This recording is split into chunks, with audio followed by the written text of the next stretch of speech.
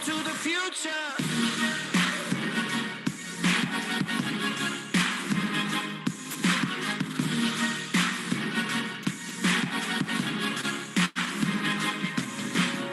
You're gonna wanna get ready.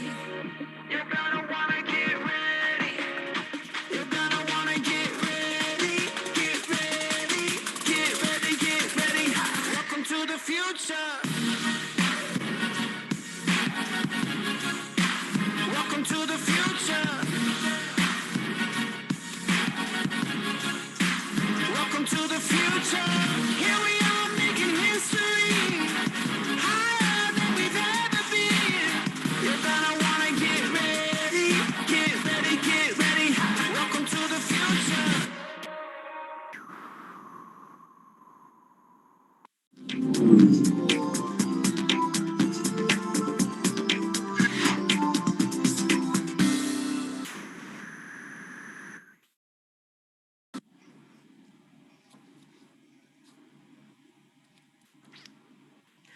Halo, selamat siang sahabat Kata Data semuanya. Apa kabar Anda? Semoga selalu sehat ya. Kita tetap menjaga protokol kesehatan apapun aktivitas kita untuk bersama-sama membantu menekan penambahan kasus COVID-19 di tanah air.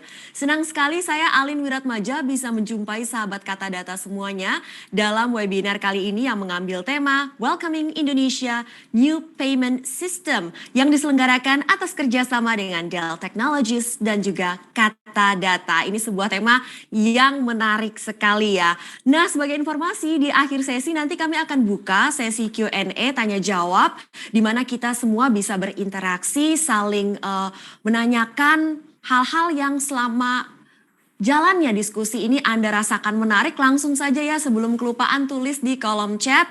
Jangan lupa namanya, institusinya, dan pertanyaan ditujukan kepada siapa dan pertanyaannya nanti akan kita bahas bersama-sama.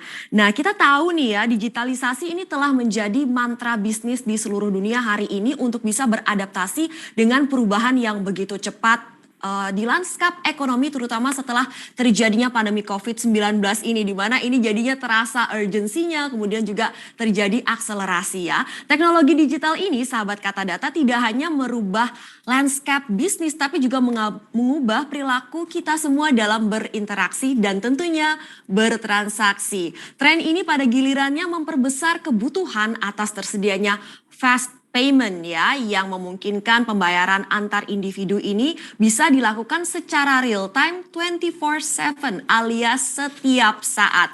Nah, sistem pembayaran retail nasional akan ditata dalam sebuah konfigurasi baru yang memungkinkan terbentuknya ekosistem digital yang sehat. Nah, end state dari konfigurasi ini adalah sistem yang bersifat real time, beroperasi 24 jam, 7 hari seminggu, efisien, lebih murah, dan pastinya keamanannya terjamin. Nah, di antara inisiatif pembayaran retail sesuai dengan blueprint sistem pembayaran adalah pengembangan sistem pembayaran BI Fast yang sudah mulai diterapkan sejak Desember 2021 yang lalu. Baru banget nih. BI Fast menjadi pengganti dari SKNBI ya. Sistem Clearing Nasional Bank Indonesia diganti jadi BI Fast. Nah, BI Fast ini dibangun dalam rangka untuk mendukung konsolidasi industri sistem pembayaran nasional dan integrasi ekonomi keuangan digital. Bagaimana sih sebenarnya perbankan dan lembaga keuangan mempersiapkan diri dan juga infrastruktur mereka dalam mengadopsi BI Fast ini? Apa saja sih tantangannya, terutama dalam menjamin keandalan dan keamanan sistem atau infrastruktur IT-nya nih? Pas banget ya, sangat menarik sekali, makanya kita sudah hadirkan 3 panelis secara khusus yang sudah bergabung bersama kami secara virtual. Kita sambut bersama-sama sahabat Kata Data, Bapak Jamin Edison Nainggolan, Direktur Eksekutif ASPI. Halo Pak Jamin. Apa? Selamat siang Mbak Alin. Terima kasih banyak Pak, looking forward to your insights ya Pak untuk hari ini. Siap. Dan kita juga sambut bersama nih sahabat Kata Data ya, panelis kita yang kedua, Bapak Fitra Suryanto, Head of Pre-Sales Dell Technologies Indonesia. Halo Pak Fitra. Halo, selamat siang semuanya. Iya, selamat siang Pak. Menarik sekali ya membicarakan seperti apa nih BI Fast ini akan mentransformasi sistem pembayaran di Indonesia nih. Dan kemudian kita juga punya panelis yang ketiga, Bapak Nailul Huda, Kepala Pusat Inovasi dan Ekonomi Digital Indef. Halo Pak Nailul. Halo Mbak, selamat siang semuanya, salam sehat. Selamat siang, udah nggak sabar nih kita pengen lihat data-data hasil riset dan juga kajian dari Indef. Sekali lagi selamat bergabung Pak Nailul, Pak Jamin, dan juga Pak Fitra di kesempatan pada hari ini. Pembicaraan kita menarik sekali ya untuk sistem pembayaran yang baru nih ya. Nah sebelum masuk ke sesi diskusi nih sahabat kata data semuanya, kita akan dengarkan paparan dari masing-masing narasumber. Kita mau lebih banyak waktu nanti untuk kita Q&A ya, jadi presentasinya kita harapkan bisa concise, brief, langsung to the point. Kita yang pertama akan langsung saya serahkan waktu ke Bapak Jamin Edison Nainggolan selaku Direktur Eksekutif ASPI. Silahkan Pak Jamin. Terima kasih Mbak Alin. Selamat siang semua peserta webinar. Senang bertemu dengan secara virtual pada siang hari ini. Mungkin 8 menit ke depan izinkan saya Pak Fitra ya, Pak Huda, untuk saya memaparkan mengenai welcoming Indonesia New Payment System, khususnya BI Fast di sini. Bisa langsung masuk ke halaman selanjutnya. Jadi ada beberapa yang akan saya paparkan di sini adalah pertama adalah tentu saya dari ASPI, sekilas tentang ASPI, ya tak kenal tak sayang. Jadi mungkin organisasi kami ini memang memiliki peran dalam industri sistem pembayaran di Indonesia. Yang kedua untuk mengerti konteks sistem pembayaran di Indonesia, kita melihat sedikit dari beberapa instrumen sistem pembayaran di Indonesia, trennya seperti apa, kanal-kanalnya seperti apa, itu mungkin kita bisa mengerti konteks dari sistem pembayaran di Indonesia. Terus kemudian yang terakhir ketiga adalah infrastruktur pembayaran retail terbaru, BI Fast yang baru saja diluncurkan di bulan Desember, dan tentunya peluang dan tantangan ke depan sehubungan atau terkait dengan peluncuran BI Fast. Ya. Boleh lanjut ke halaman selanjutnya. Nah, sekilas tentang ASPI. ASPI berdiri tahun 2010, jadi sudah cukup lama berdirinya. Tentu misinya sendiri adalah untuk bagaimana menumbuhkan atau meningkatkan pembayaran non tunai. Ya, karena kalau kita lihat cash itu mahal.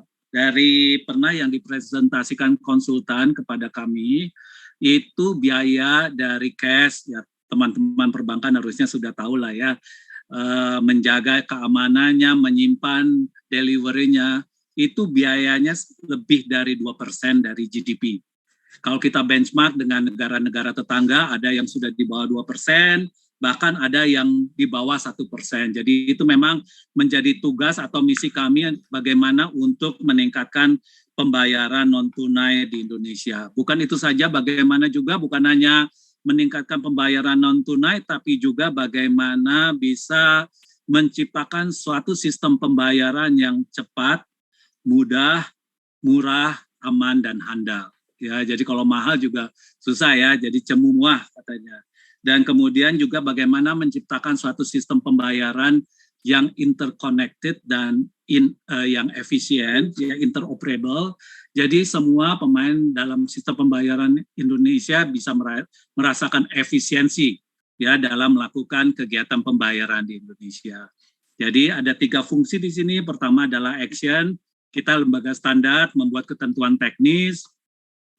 Kedua, advocacy, kita represent the industry. Kalau Bank Indonesia membuat kebijakan-kebijakan, mungkin kita menjadi wakil dari industri, memaparkan ya suara industri seperti apa, sehingga policy yang dikeluarkan itu sesuai dengan ekspektasi market.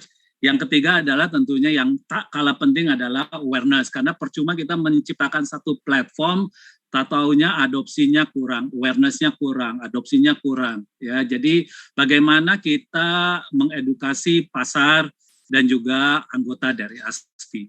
Bisa lanjut ke halaman selanjutnya.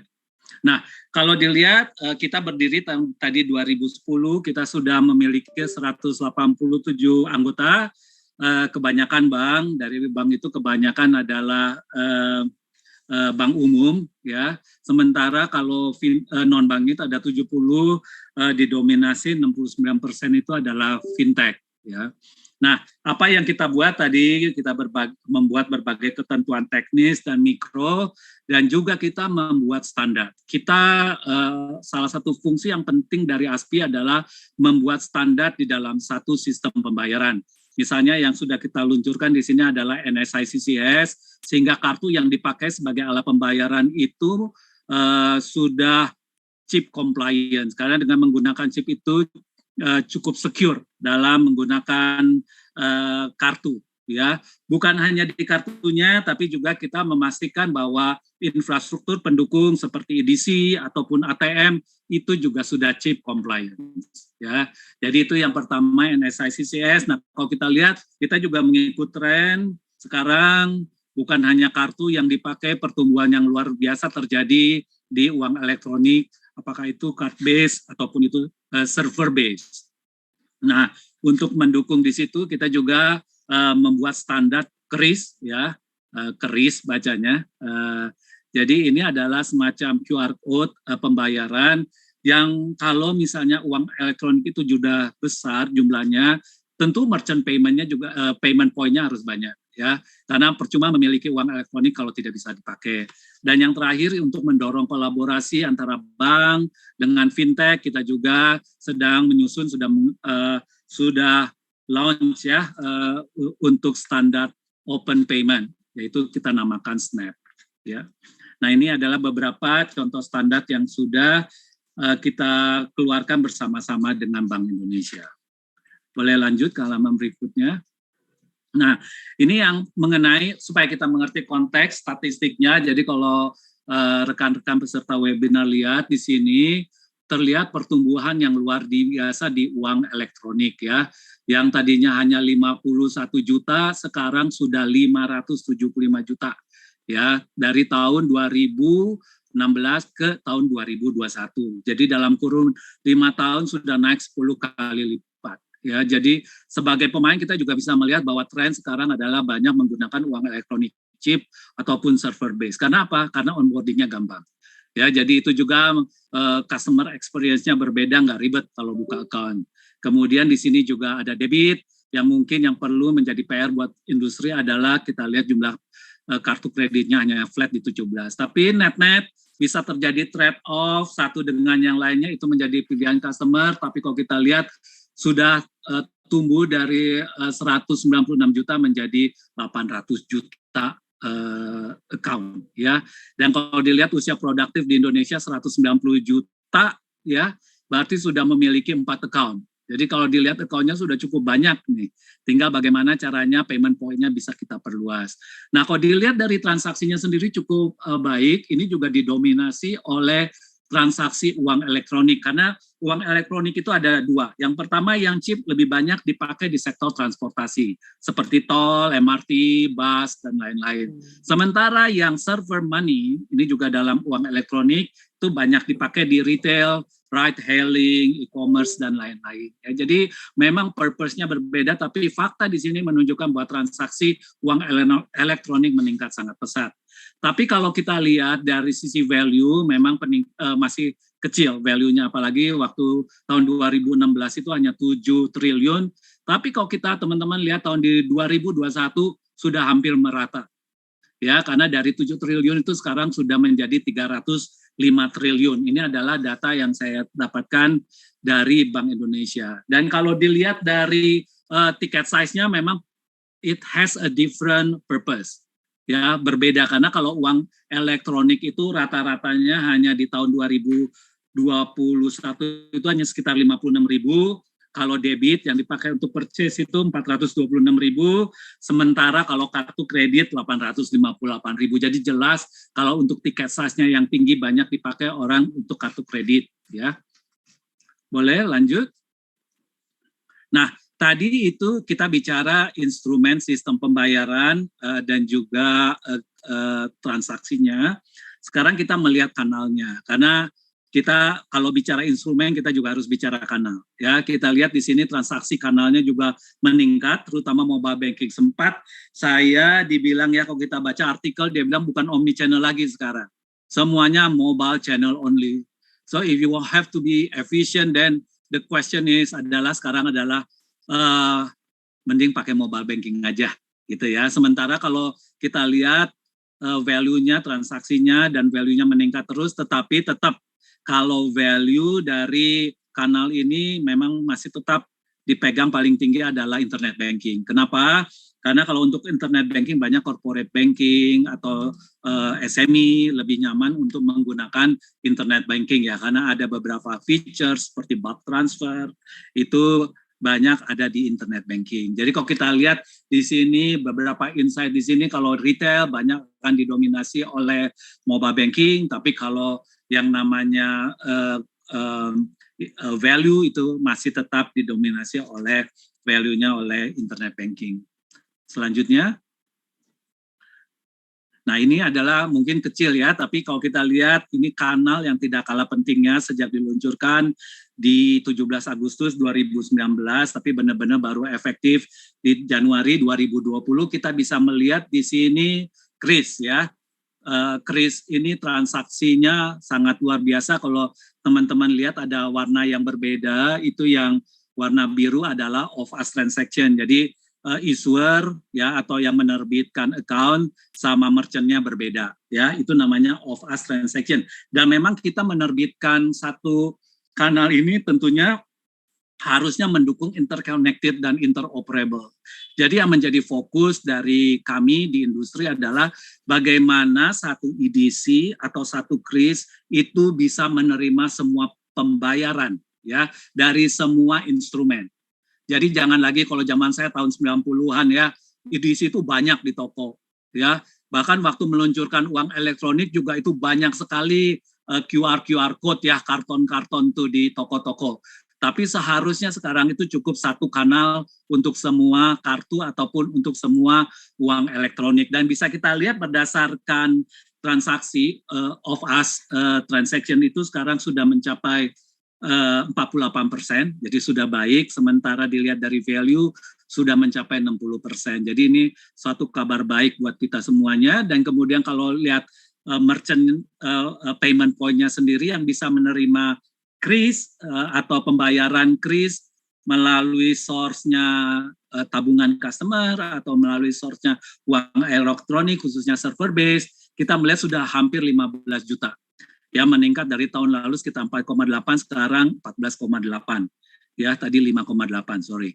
Padahal kalau kita lihat ini baru 2 tahun sekitar 15 juta ya.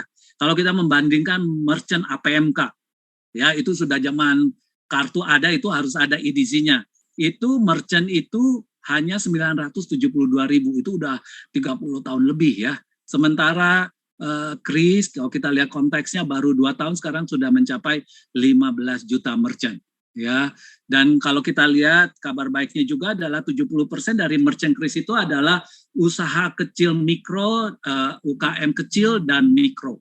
70%, karena patut diingat dulu untuk menyewa EDC tidak gampang untuk yang namanya UKM mikro ya atau kecil, karena biaya menyewa EDC itu mahal ya. Jadi dengan adanya Kris ini kita harapkan juga bisa terjadi kebangkitan ekonomi ya gara-gara COVID dan semua transaksi cash itu bisa dihindari ya. Boleh. Nah, satu hal juga yang bisa dilihat di sini, maaf halaman sebelumnya, jumlah ATM yang saya perlu garis bawahi di sini ya, jumlah ATM menurun ya. Kalau dilihat peaknya itu di tahun 2018 ya, hampir 107.000 ATM di market ya. Baru turun di tahun 2000, turun terus sampai sekarang di bawah 100.000. Tapi patut diingat di tengah euforia transaksi digital, jangan salah, transaksi cash melalui debit, melalui ATM itu masih tetap meningkat 4%. Ya, jadi ini yang masih menjadi tugas berat kita, meskipun digitalisasi itu masih tinggi, tetapi pengambilan uang cash itu sendiri sebenarnya masih cukup tinggi. Boleh lanjut? Nah, mungkin selanjutnya adalah kita masuk ke BI Fast. Boleh lanjut? Halaman selanjutnya. Nah, tadi kita udah melihat transaksi digital tumbuh sedemikian pesat ya. Dan kalau kita lihat penetrasi telepon juga semakin tinggi, terus instrumen sekarang sudah hampir 800 juta account. Infrastruktur tetap harus diperbaiki ya. Jadi melihat tadi dibilang perilaku nasabah juga berubah ya. Bank Indonesia melihat bahwa dibutuhkan satu infrastruktur pembayaran yang dapat memfasilitasi ya uang instrumen ya pembayaran yang uang menggunakan instrumen dan juga kanal ya. Harapannya adalah tentu mereka ingin semuanya real time ya. Sekarang dibilang zaman instan. Kalau kita mau melakukan transfer, validasinya, oh benar nggak saya kirim ke Pak Huda misalnya ya, saya mau tahu benar namanya ya, dan nggak perlu lagi ketik-ketik ya. Dan kemudian yang kedua adalah kalau uang elektronik atau banyak account di Indonesia, ini tentunya kalau nanti satu saat bisa melakukan sistem pembayaran, itu bisa mendukung financial inclusion. Dan bagaimana juga platform ini bisa mendukung inovasi dan kompetisi. Saya percaya bahwa tren digitalisasi akan mengurangi gap antara bank besar dan bank kecil. Karena semuanya memiliki kesempatan yang sama untuk memberikan kepuasan kepada nasabah. Dan terakhir tentunya adalah skema yang lebih terjangkau. Saya pernah waktu di bank dulu ya, kadangkala kita tidak bisa menggolkan satu bisnis model karena biaya transfer yang mahal. Ya, jadi dengan adanya BI Fast akan muncul new revenue model, muncul perilaku yang berbeda dari customer. Nah, kalau kita lihat di sini fitur-fitur BI Fast sendiri sudah sangat lengkap ya. Jadi dia tersedia 4x7 ya, mau pagi-pagi juga subuh mau mengirim silakan ya, cepat semuanya tadi real time notification, real time validation, real time transfer, semuanya cepat. Terus kemudian juga mudah karena sekarang bisa menggunakan proxy address. Dan kemudian aman karena di sini ada fitur anti money laundering, fraud detection system, dan juga lengkap karena ini menyangkut seluruh instrumen sistem pembayaran dan termasuk kanal-kanalnya. Kepesertaannya di sini ada bank dan non-bank ya. Ini kalau bisa dilihat transaksi transfer non-bank itu tahun lalu tumbuh 109%. Ya, transfer non-bank. Sementara transfer bank yang saya catat ini hanya dari debit saja, itu tumbuh hanya 14%. Makanya Bank Indonesia juga melihat kepesertaan bisa bank dan non-bank, pesertanya juga pembayarannya settlement di belakang bisa ada peserta langsung dan tidak langsung. Peserta tidak langsung di sini settlementnya nanti melalui peserta langsung. Dalam hal liquidity management tentunya harus memastikan ini real time ya. Jangan customer-nya memiliki uang tentunya nggak bisa transfer, gagal transfer karena di level banknya tidak memiliki likuiditas yang cukup. Ini yang harus dihindari. Sehingga ada liquidity management yang cukup di sini dan bisa juga ada semacam alert system ya yang bisa dipakai Treasury untuk memonitor likuiditasnya. Dan ini juga sudah menggunakan international standard untuk information security managementnya dan message formatnya. Kalau saya dengar waktu itu ini Indonesia salah satu negara yang pertama ya yang sudah memakai information security management seperti ini. Nah, yang baru di launch itu tadi ya ada tahap pertama Desember sudah kredit transfer di sini individual credit transfer dan terus masih akan dilengkapi fitur-fiturnya. Bank-bank yang menjadi peserta juga akan lebih banyak. Saat tahap pertama ada sekitar 21, pada kalau kita lihat ada sekitar 128 peserta SKN Bank Indonesia. Ya, jadi akan masih terus bergerak dalam jumlah peserta banknya dan juga dengan fitur-fitur yang ada di BI Fast. Terakhir, ini mungkin yang menjadi tantangan, peluang dan tantangan tergantung dari masing-masing pemain. Kalau sudah meluncurkan adalah bagaimana optimalisasi penggunaan BI Fast ke depan ya, supaya mendapatkan manfaat yang maksimal. Karena biaya BI Fast itu tidak murah. Ada biaya investasi, ada biaya operasional yang harus ditanggung setiap tahun. Ya, jadi bagaimana memanfaatkan fitur-fitur BI Fast ini dengan menciptakan new revenue stream model ya, bisnis model baru. Yang kedua adalah bagaimana juga memberikan kepuasan kepada customer. Ya, karena kalau saya lihat BI Fast ini memiliki limit 250 juta. Ya, sekarang limit itu juga dikontrol by product. Meskipun misalnya mengirim 250 juta, kalau produk saya cuman memperbolehkan saya mengirim 10 juta, ya tetap aja saya nggak bisa mengirim 250 juta ya. Nah, ini menurut saya bagaimana memanfaatkan data supaya kepuasan nasabah itu bisa lebih baik lagi ya. Karena menurut saya it doesn't one fit for all itu kuno ya. Sekarang semuanya harus sifatnya personalized. Kalau saya bilang bahwa kalau saya berani mengirim 300 juta bi, tapi buat yang lain 500.000 itu besar ya. Jadi it doesn't one fit for all itu menurut saya mindset yang kuno. Jadi bagaimana dengan teknologi yang ada itu bisa dipergunakan ya. Jadi kepuasan customer itu bisa lebih tinggi lagi ya.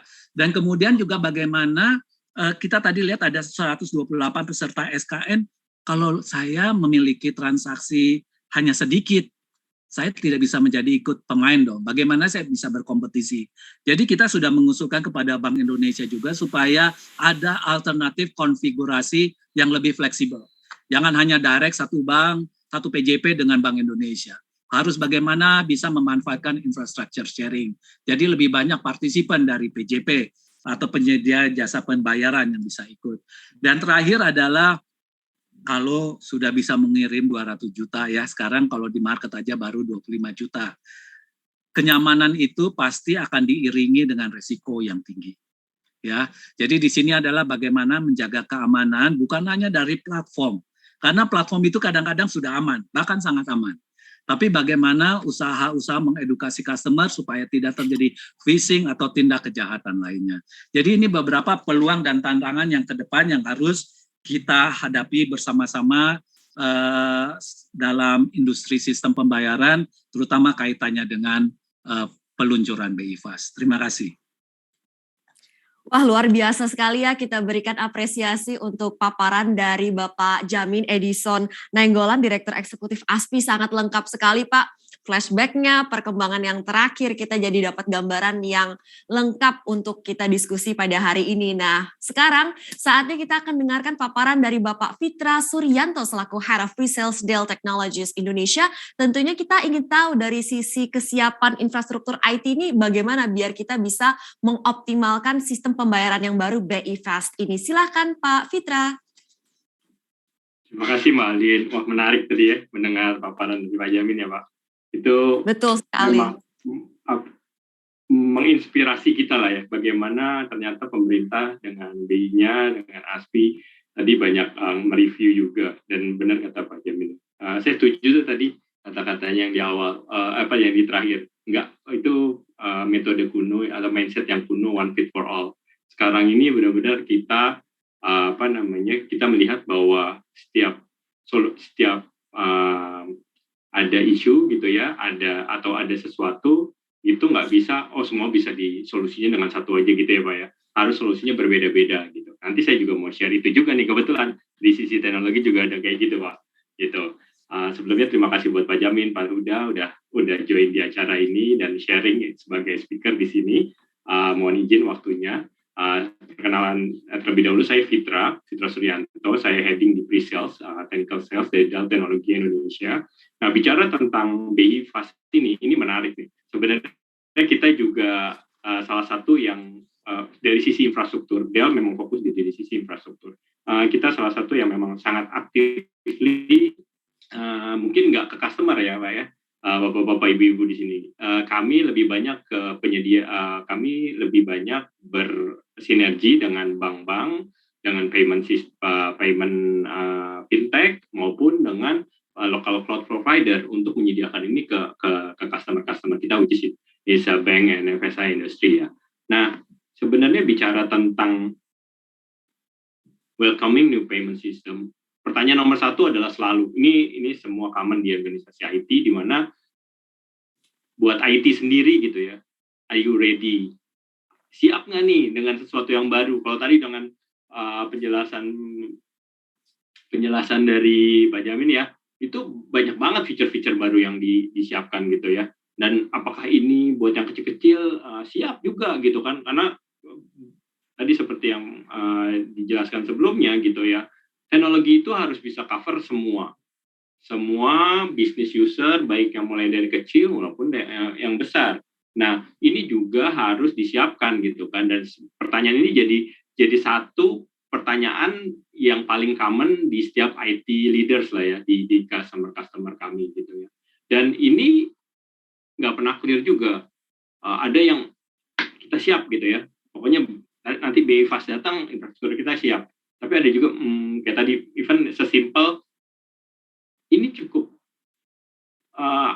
bisa lebih kecil nggak ya dari buat organisasi kita yang kecil, atau yang gede ini cukup kompeten nggak ya buat cover transaksi kita yang lebih banyak. Pertanyaan-pertanyaan kayak gitu yang akhirnya jadi pertanyaan di sisi customer kita, terutama yang dari banking tadi gitu ya. Nah, dari sisi kita sebenarnya dari Dell Teknologi kita percaya 4 pilar ini. Jadi untuk bicara tentang ujung-ujungnya digital transformation gitu. Ujung-ujungnya tadi gimana pembayaran yang tadi bentuknya cash gitu yang sangat mahal gitu, sampai 2% GDP tadi gitu kan, harus digitalisasi gitu ya, di mana user-user udah mulai bergeser juga gitu ya. Kayak mungkin sesimpel yang tadi pagi istri saya sendiri nih cerita, gimana dia begitu lihat, oh BI Fast biayanya cuma segini ya, dia bilang gitu. Wah, ini bisa lebih murah dari yang online sekarang, ya kan? Itu sesuatu yang sesimpel mungkin buat ibu-ibu rumah tangga gitu, atau misalnya yang sesimpel ibu-ibu rumah tangga yang tadinya belanja harus misalnya ke jalan kemana gitu kan, spend waktu, spend money juga gitu kan. Nah, sekarang udah sih semuanya belanja dari online store gitu. Nah, ini yang secara aplikasi bergeser, tapi tentunya secara infrastrukturnya pun harus dipersiapkan. Nah, pilarnya apa? Satu, bicara tentang infrastruktur adalah infrastruktur yang modernize. Jadi nggak bisa, kalau tadi mungkin kalau zaman dulu saya ingat banget gitu ya, kalau bank itu wah harus punya komputer-komputer yang besar, mainframe kelas gitu kan ya, wah pokoknya harus ini.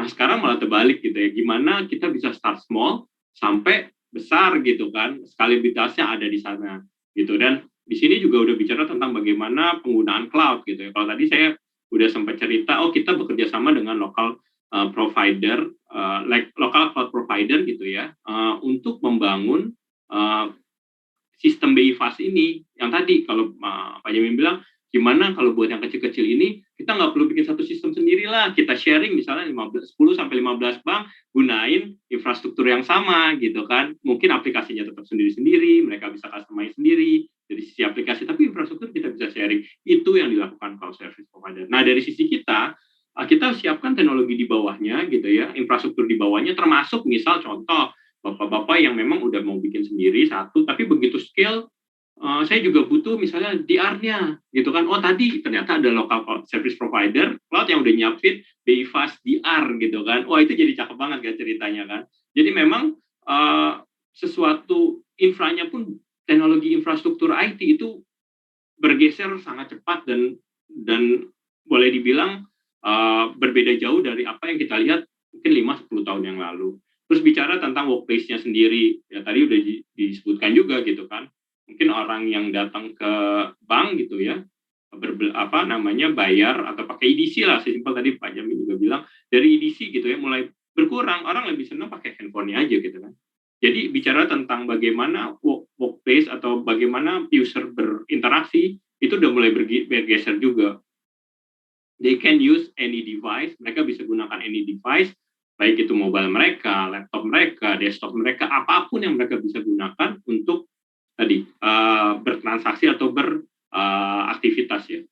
Pastinya ini akan relate sama tadi bicara tentang aplikasi, gimana build aplikasi yang baru, yang kan tadi cerita tadinya SKN jadi BI Fast gitu kan, gimana pastinya sekarang kita udah berbicara tentang 24/7 gitu ya. Dulu mungkin pagi jam 8 sampai jam 5 doang nih kita baru bisa clearing misalnya kayak gitu contohnya. Nah, sekarang bisa anytime gitu kan. Terus tadi ada fraud detection, segala macam fitur-fitur yang ada di sana semua, dan saya yakin nggak sampai di sana.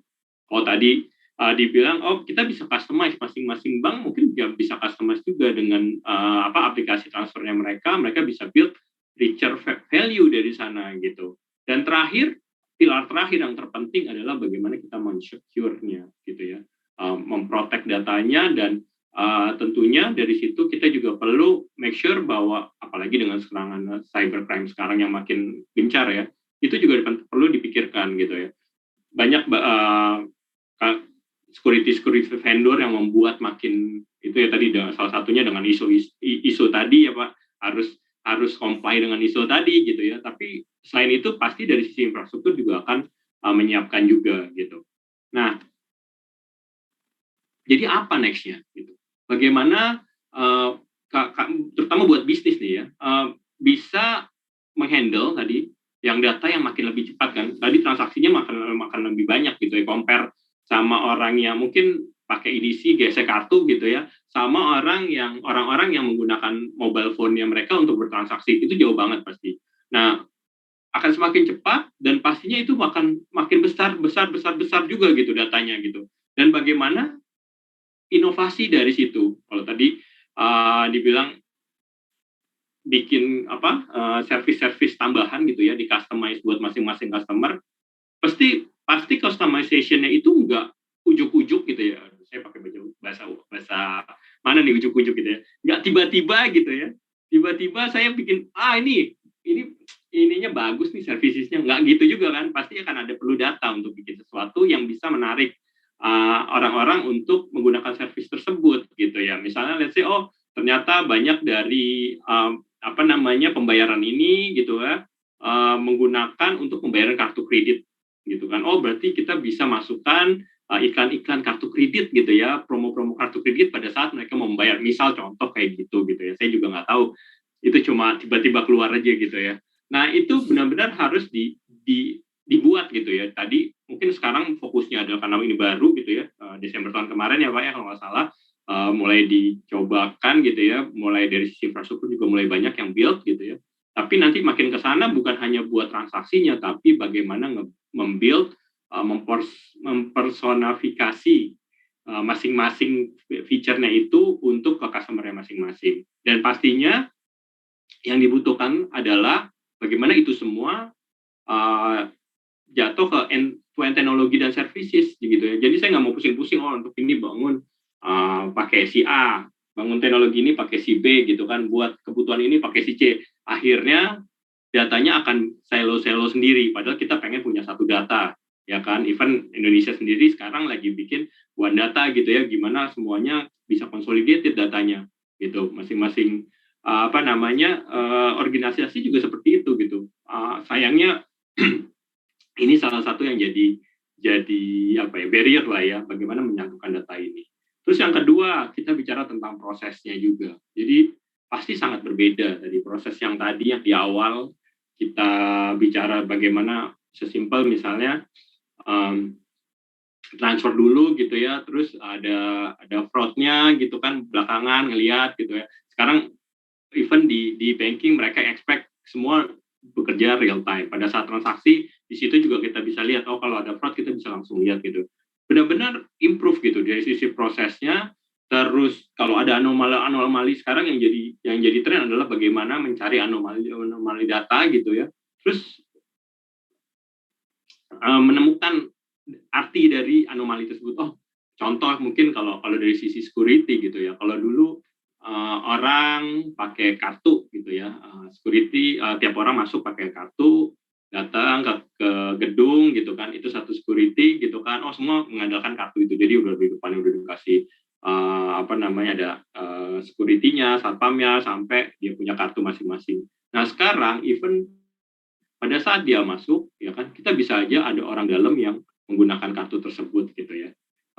Atau misalnya orang luar yang meminjam kartunya untuk masuk dan akses ke lantai yang tidak biasanya dilakukan sama orang tersebut. Misalnya orang tersebut kerjanya di lantai 4, kenapa dia sekarang lama banget beberapa kali di lantai 8 gitu. Nah hal kayak gitu yang jadi sesuatu yang sekarang lagi banyak jadi teknologi tren lah ya untuk melihat anomali tersebut, dan pastinya ujung-ujungnya gimana nanti protect datanya gitu ya. Terus terakhir, nah ini yang penting, saya lihat di beberapa customer kita terlalu fokus untuk improve teknologi. Kita terlalu fokus untuk improve teknologinya, padahal people dan proses sangat-sangat penting. Bagaimana mengeducate people-nya untuk menggunakan teknologi tersebut, bagaimana mengimprove teknologinya ya kan, agar proses yang dijalankan teknologinya ini juga diikutin sama people-nya. Itu yang saya suka lihat sekarang. Bagaimana kita terlalu fokus ke teknologinya. Oh, naikin ini. Saya sih sebagai orang teknologi senang-senang aja gitu kan. Oh ya nggak apa-apa Pak, ini kita bisa jualan seperti ini gitu. Tapi kan kalau kita lihat percuma, teknologinya bagus tapi people-nya sendiri nggak berubah. Harus people-nya juga berubah. Gimana tadi kalau misalnya let's say tadi pada saat yang dulu gitu ya, transfer yang dulu, sistem yang dulu mungkin office hour, kalau sekarang 24/7, pastinya kita harus buat proses-proses atau mekanisme dari people yang supportnya itu untuk bisa 24/7. Nggak mungkin orang tiap 24/7 mantengin sistem gitu, nggak mungkin juga ya Pak ya untuk supportnya. Mungkin akan ada tools yang membantu mereka untuk memonitor tersebut. Jadi begitu ada problem baru dia dikasih tahu, kalau nggak ada problem ya udah saya bisa tidur tenang gitu ya. Kayak gitu yang perlu dilakukan juga. Jadi mengcombine ini semua gitu ya untuk mendapatkan sesuatu yang lebih baik buat organisasi. Nah ini sedikit cerita tentang produknya sendiri gitu. Balik lagi tadi ke statement one for all itu adalah metode kuno gitu ya, pemikir mindset yang kuno. Nah kita juga sama di detail teknologi ini sendiri bicara tentang offering produk kita punya banyak banget. Mungkin kalau saya tampilin semua satu slide ini penuh, hanya gambar produknya aja saya punya slide kayak gitu. Tapi mungkin salah yang saya highlight di sini adalah bagian dari Dell Teknologi yang memang bicara tentang data center infrastruktur untuk support critical business. Kita lihat sekarang trennya hyperconverged gitu kan, banyak yang running di hyperconverged, tapi masih banyak juga yang running di 3 tier, jadi yang more tradisional di mana ada servernya, ada storage-nya sendiri. Nah, kita punya VxRail dan PowerStore untuk cover itu gitu ya. Nah, tadi menariknya adalah ini buat transaksionalnya aja gitu kan. Nggak stop di situ. Tadi kita bicara gimana kita memperkaya gitu kan feature-feature. Nah, perlu kayak semacam sekarang big data, analitik. Nah, kita punya infrastruktur sendiri. Di sini ada PowerScale, ada ECS untuk bangun itu gitu kan. Terus data-data yang lama mungkin saya nggak akan nyimpen data yang lama Mas, karena storage-nya akan gede banget. Kita harus pindahkan data ini ke long term storage, di mana kita punya cloud object storage nih, ECS di sini. Jadi memang tadi saya setuju banget gitu kan, nggak ada yang satu fits for all gitu.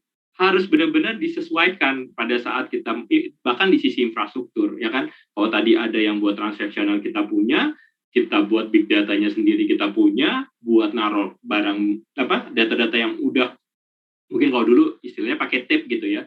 Sekarang even storage-nya pun udah ada di sana. Dan yang terakhir jangan lupa backup dan tadi buat protect cyber recovery solution-nya. Jadi kalau sekarang yang lagi tren adalah dengan cybercrime ini, mereka nggak nyerang di production aja, mereka menyerang sampai ke backup-nya. Mungkin kalau bapak-bapak atau ibu-ibu pernah nonton di Netflix, ada satu film saya lupa judulnya, itu mereka bahkan memikirkan bagaimana menyerang backup secara bersamaan di 5 tempat, bukan menyerang production-nya, karena menurut mereka production gampang. Kan ada orang mereka bisa masuk ke sana udah selesai, bisa dikompromis dan mereka taruh itu di sana. Tapi backup ini susah, karena begitu ini mati, mereka backup-nya akan otomatis hidup semua gitu. Yang mereka lakukan adalah mereka nyerang backup-nya. Nah, penting sekali bahwa sekarang ini kita punya cyber recovery vault untuk memprotek itu datanya. Jadi backup yang tadi kita punya protection dan itu di cover tidak kayak tadi, balik lagi prosesnya. Bukan orang IT yang pegang, tapi orang security, di mana mereka benar-benar punya kebijakan untuk memprotek data mereka. Kira-kira seperti itu sharing dari saya dari Dell Teknologi. Terima kasih buat waktunya. Saya kembalikan lagi kembali. Terima kasih Mas Fitra Suryanto untuk paparannya. Kita jadi ada gambaran sebenarnya mau personalize seperti apa sih untuk layanan misalnya yang akan diberikan oleh bank ataupun juga non-bank memanfaatkan sistem pembayaran yang baru ini. Nah, sekarang giliran dari Mas Naulul Huda selaku Kepala Pusat Inovasi dan Ekonomi Digital Indef untuk menyampaikan paparannya, melengkapi paparan yang sudah disampaikan oleh Pak Jamin dan Pak Fitra tadi. Silahkan Mas Huda. Ya, terima kasih Mbak. Selamat siang semuanya. Assalamualaikum warahmatullahi wabarakatuh. salam sejahtera bagi kita semua. Semoga kita diberikan kesehatan selalu. Nah, ini saya bingung juga nih mau menyampaikan apa. Jadi Pak Jamin sama Pak Fitra udah lengkap banget tuh untuk data-datanya dan sebagainya gitu. Nah, tadi saya sangat tergelitik sekali tadi Pak Fitra ya. Memang tadi menyebutkan di akhir-akhir itu menyebutkan bahwa jangan cuma fokus ke teknologi, tapi SDM sama penggunaannya juga perlu didorong gitu ya Pak Fitra ya. Itu memang beberapa tahun Pak Indef khususnya di Center Digital Economy, Innovation and Digital Economy itu memang tengah gencar sekali dan kita menerbitkan beberapa artikel jurnal kemudian dan sebagainya. Itu kita cukup sering juga mengkampanyekan bahwa nggak ada kesenjangan digital, Pak Fitra. Jadi nggak ada kesenjangan digital yang ada di Indonesia ini memang sangat relatif lebih gap-nya juga besar, Pak Fitra. Jadi tadi saya sangat setuju sekali kalau bukan cuma teknologinya yang perlu kita kembangkan, namun dari sisi SDM-nya juga perlu kita tingkatkan, gitu kan. Nah, mungkin saya izin share screen ya untuk paparan saya.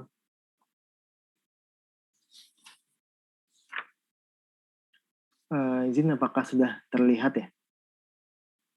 Belum ya?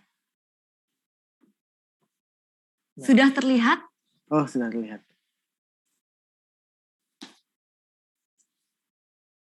Sudah terlihat ya? Iya, betul. Sudah terlihat. Oke.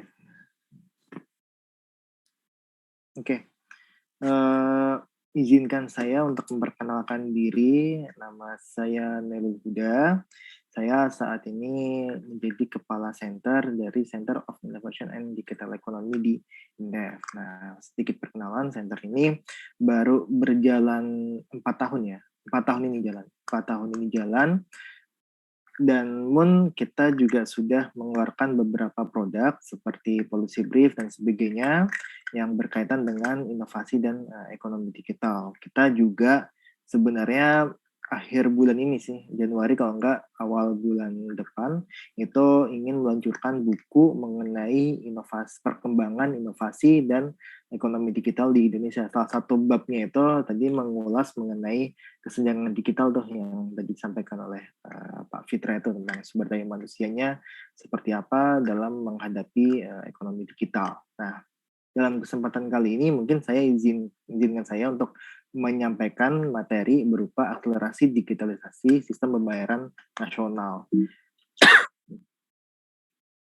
Nah, ada 4 poin yang ingin saya bahas ke depannya. Itu ini waktunya mungkin ini ya sekitar 10-20 menit ya. Itu dalam 20 menit mungkin saya ingin 8 menit Mas Oh, Huda, 8 menit. biar kita lebih banyak ngobrol bareng-bareng. Kayak tadi asik saling nanggapin presentasi masing-masing ya. Saya lihat Pak Fitra, kemudian Pak Jamin. Nah, Mas Huda juga nanti bisa sama-sama interaksi dengan sama panelis dan juga jawab Q&A dari para peserta. Silahkan Mas Huda. Oke, siap Mbak. Mungkin 8 menit ke depan lah ya. Ini saya ingin mencoba untuk membagikan 4 hal nih sebenarnya.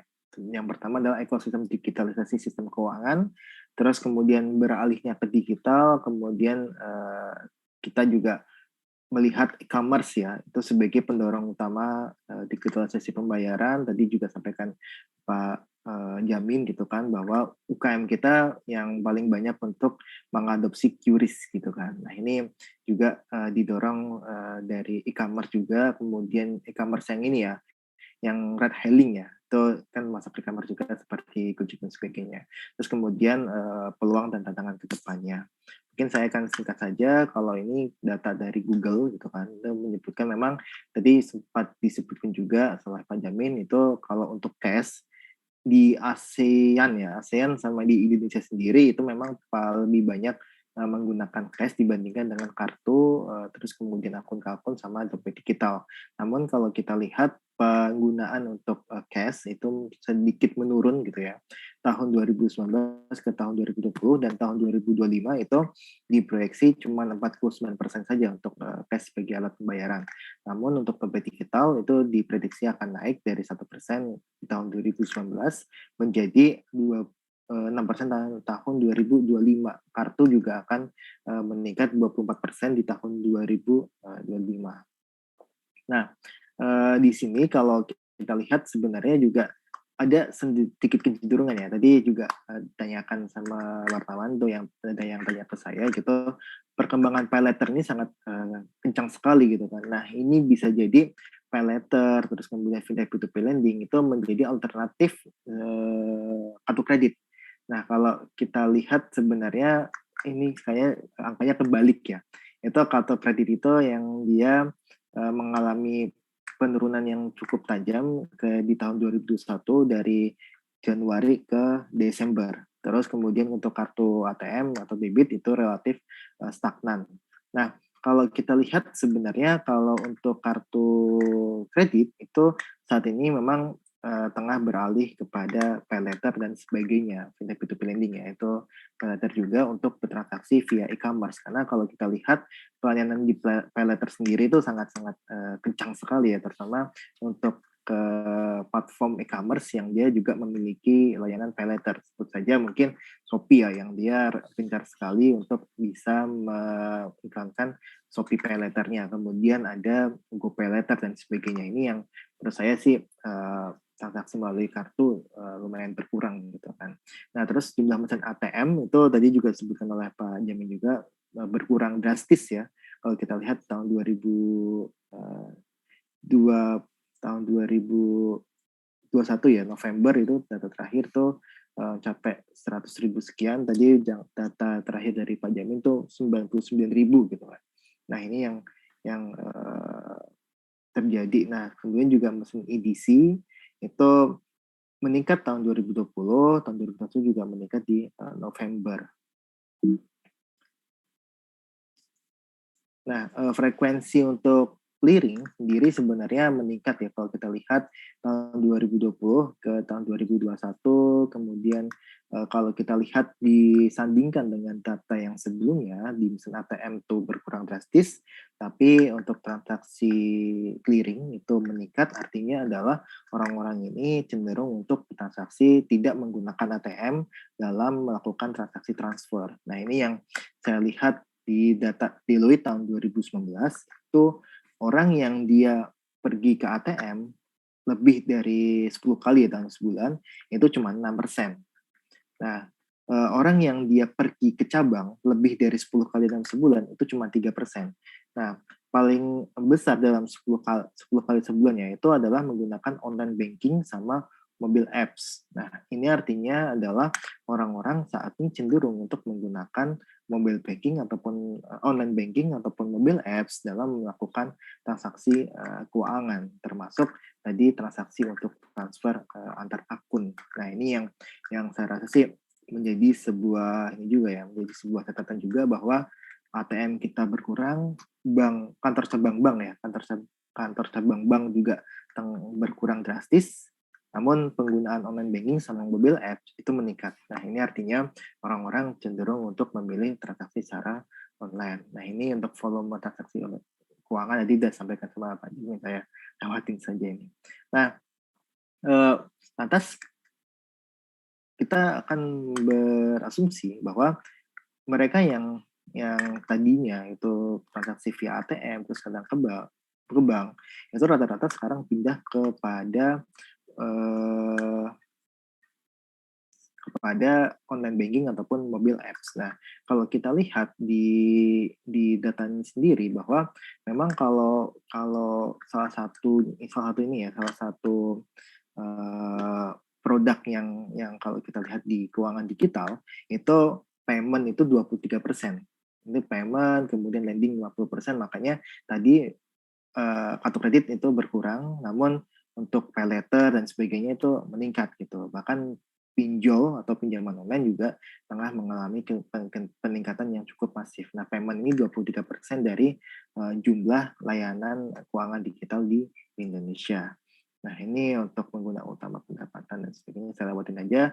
Nah, ini yang kita rasa juga jadi ini ya, jadi kayak semacam ya orang sekarang melihat ataupun investor juga melihat itu fintech, terus kemudian teknologi dan kemudian dan sebagainya, keuangan digital itu menjadi daya tarik tersendiri istilahnya investor yang mau aja untuk menginvestasikan uangnya kepada fintech payment. Kalau kita lihat di 2018 itu ada 1.400 juta pounds investasi yang ada di fintech payment, nah, termasuk di payment gateway dan sebagainya.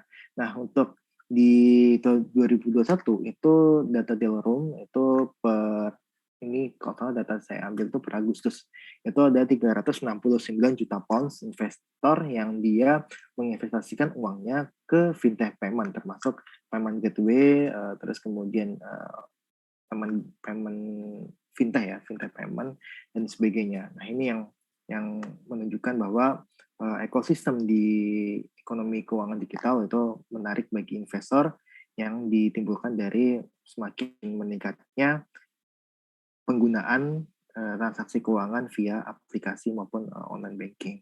Nah, ini untuk payment GMV sendiri, kalau kita lihat digital payment itu relatif tinggi ya dibandingkan dengan remittance, lending loan, insurance, sama investment. Nah, kenapa sih orang-orang lebih cenderung untuk menggunakan mobile apps, kemudian online banking? Ini contohnya dari dompet digital lah, salah satunya kan. Nah, dompet digital di Indonesia itu menurut Statista itu banyak digunakan, alasannya adalah memang offer promotionnya besar gitu. Kemudian lebih praktis, lebih aman, dan digunakan untuk service atau layanan yang dia terintegrasi ataupun dalam ekosistem dengan dompet digital tersebut. Seperti tadi disampaikan oleh Pak Jasmine, itu kalau untuk dompet digital mungkin banyak digunakan untuk membeli barang di e-commerce ataupun di ride hailing. Nah, ini yang beberapa alasan menggunakan dompet digital di Indonesia. Nah, ini yang saya sebutkan juga bahwa bukan cuma fintech, kedepannya akan berkembang potensi bank digital. Nah, kalau kita lihat beberapa akhir ini ya, ada beberapa hari terakhir atau beberapa bulan terakhir, itu banyak sekali muncul bank-bank digital baru yang itu bisa berasal dari perbankan konvensional ataupun dia berasal dari banyak kan dari ini ya, bank konvensional yang dia beralih kepada bank digital. Nah, kalau kita bisa sebut itu ada Bank Alo, kemudian juga ada Neo Commerce ya, Neo Commerce Bank, kemudian ada beberapa C-Bank juga yang itu milik Shopee gitu kan. Nah, ini yang menjadikan potensi bank digital di Indonesia ini relatif kencang gitu loh. Nah, data PwC tahun 2000 PwC ya, itu tahun 2019 itu menyebutkan memang investasi akan mengarah ke digital banking platform dan e-banking juga termasuk salah satu yang paling besar investasinya untuk beberapa tahun ke depan. Nah, ini yang saya rasa menarik juga dibahas perkembangan mengenai bank digital, karena kalau kita lihat juga beberapa responden ya yang dari McKinsey itu menyebutkan bahwa 56% responden surveinya McKinsey itu menyebutkan bahwa mereka akan beralih ke digital banking gitu dibandingkan mereka masih menggunakan physically banking gitu kayak ATM dan sebagainya. Ini yang saya rasa sih perlu dilihat juga gitu. Nah, ini kalau yang pengenalan adoption BH-nya ya. Nah, ini yang menjadikan tadi yang saya jelaskan tentang bank digital untuk kedepannya seperti apa. Nah, ini yang tadi yang saya highlight tadi ya, yang mengenai orang-orang dari kartu kredit itu berpindah ke pay later ataupun ke pinjol gitu kan, karena prinsipnya sama gitu kan. Itu dilihat dari penyaluran pinjaman bulanan untuk pinjaman online ataupun fintech P2P lending itu terus meningkat, terus juga akun peminjam juga relatif meningkat juga gitu. Nah, ini yang saya rasa ya pinjol menjadi alternatif selain kartu kredit sih, Mbak. Nah, mungkin ini peluang dan tantangan nih terakhir itu memang kalau untuk kedepannya kita melihat bahwa penggunaan online banking kemudian dengan adanya sistem baru juga BI Fast dan QRIS dari Bank Indonesia yang tadi itu ini memunculkan yang namanya peluang bagi peningkatan pemain-pemain yang dia ada di sistem pembayaran. Nah, ini beberapa sih ada peluangnya, Mbak. Nah, ini ada peluangnya seperti belanja online meningkat, kemudian perubahan belanja online dari offline ke online ya. Terus kemudian penetrasi internet juga meningkat nih, Mbak. Betul. Ya, terus Mas Huda izin kita langsung ke interaksi aja ya ke Q&A dan diskusi, nanti sisanya bisa disampaikan key message yang belum diungkapkan saat ini dalam paparan, kita akan selipkan di sesi tanya jawab ya. Karena waktu kita Mbak. Iya. kita akan wrap up di pukul 3 ya, dikarenakan ada agenda-agenda dari para panelis, kita usahain bisa jawab pertanyaan-pertanyaan yang sudah kami terima di kolom chat. Terima kasih untuk teman-teman. Silakan, masih terbuka kesempatan untuk kami bisa mengakomodasi pertanyaan dari teman-teman semuanya. Nah, terkait dari paparan Pak Jamin tadi, saya ke Pak Jamin terlebih dahulu ya Pak. Dengan adanya new payment system ini Pak, seperti apa efek transformatifnya ke industri perbankan terutama Pak, dan juga pembayaran selain yang tadi Bapak jelaskan. Memang saat ini pemetaan perbankan, perbankan konvensional, perbankan digital, apakah nanti batasnya akan semakin tipis seperti yang tadi Bapak katakan, juga bank besar, bank kecil juga nanti gapnya akan semakin tereduksi kayak gitu Pak. Boleh dipaparkan Pak, seperti apa Pak, lebih elaborasi lagi Pak Jamin? Terima kasih. Kalau saya melihat begini, halo, bisa mendengar suara saya, Alin? Terdengar jelas Pak Jamin? Ya, oke. Kalau saya lihat digital ini membuka kesempatan untuk semua pemain ya. Apakah di sini adalah bank ataupun fintech? Karena menurut saya teknologi ke depan semakin lama semakin murah. Ya, jadi platformnya sama, tinggal bagaimana meleverage platform itu untuk memberikan kepuasan kepada nasabahnya dan juga meningkatkan pendapatan dari masing-masing PJP atau penyedia jasa pembayaran. Nah, tadi kalau kita lihat yang menarik adalah seperti ini. Saya juga kalau lihat data itu suka ya. Jadi kita lihat pembayaran, kalau pembayaran yang melalui menggunakan debit card di situ ya, itu naiknya terakhir hanya sekitar kalau saya tidak salah 14%. Ya. Sementara kalau kita lihat, mungkin saya sebutkan angkanya saja ya, bahwa transaksi transfer itu sendiri dari yang non bank itu naik dari transaksinya ya 326 juta menjadi 682 juta. Jadi itu dari 2020 ke 2021. Sementara untuk yang menggunakan debit ini internal transfer maupun external transfer, jadi intra transfer sama external transfer ke bank lain itu naik dari 2012 juta menjadi 2.300. Jadi naiknya hanya 14%. Tapi kalau yang tadi yang non bank lebih dari 100%. Jadi kalau kita melihat bahwa kita berpikir dulu bisnis transfer itu kayaknya bisnisnya bank. Tapi sekarang non bank pun sudah masuk ke sana. Dan peningkatannya sangat-sangat luar biasa. Jadi kalau saya lihat dengan adanya teknologi yang sekarang, terutama dengan BI Fast, mungkin kita semua ingin mendudukan masing-masing memiliki role. Ya, karena ada yang bilang bahwa kemungkinan karena customer experience-nya lebih bagus, fintech akan banyak main di depan. Karena dia banyak fokus, deep, tapi dia akan main di depan. Sementara bank akan banyak main di belakang. Meskipun itu bisa saja overlap ya. Tapi dengan munculnya pemain-pemain baru di sistem pembayaran di Indonesia, kita harapkan kita saling berkompetisi dengan sehat dan saling mengisi satu dengan yang lainnya. Karena menurut saya berkolaborasi di zaman digital itu penting. Itu saya lihat. Jadi, betul. Jadi Anda lihat arahnya juga akan ada potensi kolaborasi ya Pak di masa datang, betul. Pak Jamin. Iya, betul. Apalagi dengan kita juga sudah membuat open payment, Alin ya, untuk open payment sistem pembayaran. Jadi kerjasama antara bank dan fintech itu akan lebih cepat lagi. Karena dengan standar open card kayak gini, open banking itu atau open payment itu bukan produk baru. Di Indonesia sudah ada. Tapi kita melihat fenomena nanti masing-masing mengembangkan sendiri-sendiri berarti mahal.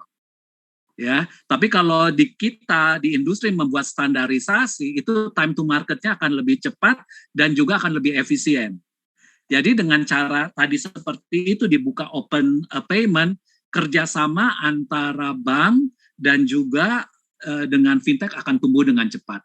Ya, mudah-mudahan peluncurannya bisa tahun ini dan kita bisa melihat transaksi digital payment itu juga akan meningkat dengan besar dengan adanya open payment. Iya, menarik sekali Pak Jamin. Saya akan ke Pak Fitra nih dari sisi infrastrukturnya Pak. Dengan sistem pembayaran yang baru tentu juga kita bisa akan melihat ke depannya seperti apa nih di mata Anda Pak Fitra untuk masa depan perkembangan sistem pembayaran ini, dan kemudian dari sisi Dell Technology sendiri nih insight-nya apa sih yang perlu disiapkan oleh bank maupun juga non-bank terkait dengan perkembangan volume data yang harus diantisipasi dan juga dari sisi aspek infrastrukturnya tadi. Kalau tadi dikatakan oleh Pak Jamin kan nggak ada solusi yang one size fits all kayak gitu. Kalau kita sebagai non-bank ataupun bank memberikan layanan kepada nasabah. Nah dari sisi infrastrukturnya untuk solutionnya apakah juga berlaku hal yang sama atau gimana nih Mas Fitra? Oke, saya coba jawab ya Mbak Lili. Sebelumnya kita mulai dari trennya sendiri ke depan. Jadi kalau saya lihat sendiri gitu ya, dan ini mungkin tadi diaminkan juga ya dengan hasil-hasil survei yang sudah di-share sama Pak Jamin sama Pak Huda tadi ya. Di mana sebenarnya trennya akan makin banyak nih. Transaction akan lebih banyak gitu ya. Bicara tentang makin cepat, ya, ekspektasinya adalah transaksi itu akan makin cepat gitu ya, makin besar pastinya. Karena tadi Pak Jamin sendiri bilang gitu kan, tiap orang mau customize datanya masing-masing gitu ya. Banking juga biar menarik, biar membedakan sama yang lain juga akan meng-customize-nya gitu ya. Dan pastinya dari sana bank juga harus beradaptasi gitu ya. Tadi metode sharing, saya juga udah sempat share gitu ya, gimana kita kerja sama local cloud provider untuk memberikan satu infrastruktur yang bisa di-share nih terutama buat BPD atau BPR yang mungkin memerlukan infrastruktur yang lebih kecil. Oke, jadi memang trennya ke depan tadi sebenarnya udah disebutkan juga dengan Mas Huda gitu ya, akan muncul bank-bank bank digital yang lahir dari bank konvensional sebenarnya, kebanyakan kayak gitu ya. Karena memang ini dua hal yang berbeda gitu ya, jadi mereka harus membuat yang baru gitu, instead mengembangkan sebagai divisinya mereka. Terus ada tadi payment online akan makin banyak gitu ya. Pinjaman online juga sebagai efek samping gitu ya, itu kan juga akan makin banyak gitu ya. Nah, tren itu akan terus berkembang gitu. Kalau saya ngelihatnya nanti mungkin ke depannya gitu ya, beberapa ini saya juga baca bahwa ini akan either akan merge gitu ya, saling menggabungkan diri untuk memberikan servis yang satu organisasi yang servisnya lebih besar, atau mungkin nanti akan ada beberapa merger juga. Itu perkiraan lah ya, namanya prediksi gitu. Nah, balik ke infrastrukturnya sendiri, ini yang menarik adalah tadi saya sempat cerita. Pada saat transaksional, saat ini butuhnya adalah infrastruktur yang sifatnya kita bisa lebih cepat gitu ya, lebih cepat untuk sifatnya transaksional, semuanya real time, itu harus disiapkan. Betul. Tapi datanya ini akan makin besar. Yang jadi masalah adalah kalau kita tetap simpan ini sampai let's say 3 bulan, 6 bulan, setahun ke depan, ini akan makin besar. Akhirnya akan jadi mungkin bisa dibilang kayak data paradoks. Jadi data makin terlalu banyak gitu ya. Overload gitu di sistem. Dan sayangnya dari situ kita nggak bisa mengelola data. Jadi memang padahal tadi objektifnya adalah enterprise ini mereka mau mengelola data yang udah masuk biar bisa munculnya service-service baru gitu kan ya, untuk membedakan dari bank-bank yang lain. Nah, makanya di infrastruktur kita punya spesifik produk. Tadi mungkin kalau gambar yang tadi di tengah-tengah gitu ya, ada yang hyperconvert, ada yang three-tier gitu ya, ada storage segala macam. Itu memang fokus buat transaksional. Tapi begitu bicara tentang penyimpanan untuk data yang lebih besar, jadi setelah tadi 6 bulan atau setelah atau mungkin kita replicate tiap kali ada data yang masuk, kita langsung masukkan ke penyimpanan yang berbeda. Nah, di penyimpanan ini mampu dia melihat keseluruhan datanya. Even kalau Bapak butuh misalnya, let's say, saya ternyata yang di tempat saya, data center saya nggak cukup, saya bisa extend juga ke public cloud, offering. Jadi datanya tuh udah mulai bisa di mana-mana aja gitu. Itu dari sisi penyimpanan data, dari sisi infrastruktur, kita harus bisa mempersiapkan seperti itu. Itu di mana karena kita juga punya tools untuk melihat, memonitoring datanya, dan kita bisa punya insight ke datanya itu. Minimal mungkin sesimpel kayak kalau saya punya simpen file di handphone ya, gitu ya, itu bisa di mana-mana aja kan, tiap aplikasi nyimpan kemana, file, kita nyariin dulu gambarnya tadi di mana gitu. Nah ini kita bisa punya satu tool untuk melihat semuanya. Mungkin itu sih dari sisi ideal melihatnya bahwa kita memang satu nggak ada yang one fits for all. Kedua, kita punya spesifik solusi buat itu. Yang ketiga, kita masih persiapkan dari sekarang gitu ya, bukan hanya buat yang transaksional aja. Kira-kira seperti itu, Mbak. Mas Fitra, apakah boleh spill nih? Kalau boleh di-spill. Sharing technology ini persentasenya bisa menekan cost untuk bank atau non-bank yang menggunakan infrastruktur teknologi ini di rentang berapa? Kalau boleh ya, Mas? Oke, kebetulan saya bagian teknikal nih, Mbak. Jadi mungkin untuk berapa persennya angkanya itu saya nggak bisa kasih angka yang pasti gitu ya. Tapi yang jelas salah satu yang kita lihat gitu ya, mungkin salah satu yang Tapi kita ini lihat common bahwa ini practices adalah Mas di dunia industri pembayaran ataupun juga perbankan dan finansial di negara-negara lain seperti itu, Mas, sharing infrastructure, sharing technology. even mereka lebih mereka lihat gini, ujung-ujungnya adalah bagaimana kita memberikan services ke customer, betul ya? Objektifnya itu. Nah, infrastruktur jadi satu yang mereka coba lihat, salah satunya adalah bagaimana menekan cost-nya. Tadi Pak Jamil sempat bicara tuh, gimana kita menyediakan satu solusi tapi cost-nya juga nggak besar juga. Makanya tadi kita melihat dari sisi seberapa besar sih organisasi kita, seberapa besar transaksi kita gitu ya, customer kita. Nggak mungkin tadi kalau misalnya satu bank besar gitu ya, untuk sharing itu dengan bank-bank yang lain, saya nggak mau lah gitu kalau saya CIO-nya gitu pastinya kan. Nah, tapi kalau bank-bank yang kayak tadi misalnya contoh digital bank, mereka memang sudah lahir dari sharing infrastruktur ini. Mereka sudah lahir dari sana, mereka start dari sana. Nah, nanti mereka akan lihat, oke, dari sisi teknologi saya udah bisa cover gitu ya, udah mulai kelihatan nih. Nanti dia baru akan lihat, oke, dari sisi governance-nya juga. Misalnya dari sisi governance, nggak boleh ada data yang di-sharing. Atau misalnya secara tempat nggak boleh ditaruh di luar gitu ya, dengan penyedia public cloud. Mereka harus di dalam Indonesia, datanya harus di dalam Indonesia. Mereka build sendiri buat modul di mana mereka menyimpan data-data penting. Mereka simpan di lokal. Tapi koneksinya, semua yang akses, mereka taruh di public cloud yang memang diakses dari banyak tempat. Jadi secara teknologi sebenarnya cukup kompleks gitu, tapi simple. Jadi nanti customer mendapatkan tadi objektifnya ya, untuk dapatkan services yang lengkap gitu ya. Dan dari sisi penyedia juga harus melihat itu semua, nggak bisa ke satu sisi aja gitu sih, kira-kira sih. Iya, menarik banget Mas Fitra. Nah, saya ke Mas Huda, tadi sudah disinggung-singgung juga oleh Pak Jamin dan juga Pak Fitra gitu. Kedepannya ini kita akan melihat kolaborasi, konsolidasi. Nah, mau minta point of view dari Mas Huda seperti apa nih?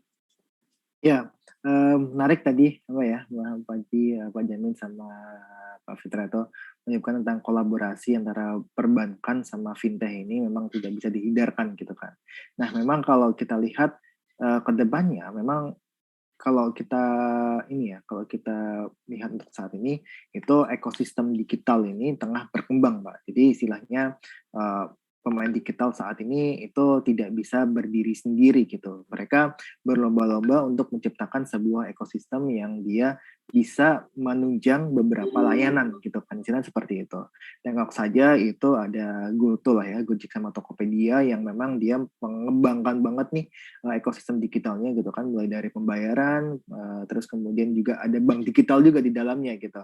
Nah ini yang saya rasa kedepannya akan menjalin kerjasama dengan beberapa pemain fintech juga. Fintech juga kayaknya sudah ada juga yang masuk ke ekosistem GoPay gitu. Nah itu yang saya rasa sih kedepannya akan seperti seperti itu gitu sistemnya. Jadi istilahnya perbankan untuk saat ini ya terutama perbankan yang kecil ya, jadi disebutkan BPR dan sebagainya, itu memang butuh untuk adaptasi dengan teknologi gitu. Nah, menariknya itu ada beberapa platform dari atau perusahaan teknologi atau perusahaan digital itu yang juga mengincar pasar PPR, Pak Fitra sama Pak Jamin gitu kan. Kita tahu sendiri semacam Sendit dan sebagainya itu mereka mendirikan PPR juga, dan beberapa layanan payment gateway juga masuk ke sana juga. Nah, artinya adalah peluang ini sangat-sangat besar gitu loh, dan ini yang harus dilihat oleh pelaku teknologi terutama di bidang keuangan gitu. Nah, ini yang juga harus jadi PR juga nih buat Pak Jamin di ASPLI gitu kan, harus bisa untuk istilahnya inilah, saya nggak ada dari BI ya gitu ya. Dari BI itu kita bisa tuh diskusi mengenai bagaimana peran masing-masingnya sendiri gitu kan, dari fintech itu seperti apa, kemudian dari perbankan seperti apa gitu kan, itu yang harus didiskusikan sebenarnya. Coba. Oke, Mas Huda, menarik sekali. Nanti kita akan bahas lebih jauh. Salah satunya saat ini kalau tidak salah nih mungkin Pak Jamin yang lebih update datanya baru sekitar 40-an ya Pak ya. Berarti perbankan yang sudah mengadopsi BI Fast ini. Dari point of view Anda sendiri nih Pak, dengan biaya transaksi yang lebih murah tentunya lonjakan frekuensi transaksi juga bisa kita expect akan terjadi. Nah, tadi masih terkait juga dengan infrastruktur ini seperti apa sih? Menurut Bapak apakah ini ada kaitannya misalnya dari sekian banyak perbankan di Indonesia baru misalnya 40 yang mengadopsi, apakah ada kaitannya juga nih Pak terkait dengan infrastruktur tadi? Ya. Jadi mungkin yang bisa tadi koreksi Mbak, di Desember itu 21 bank yang sudah ikut, di batch kedua Januari? Ini ada 20-an.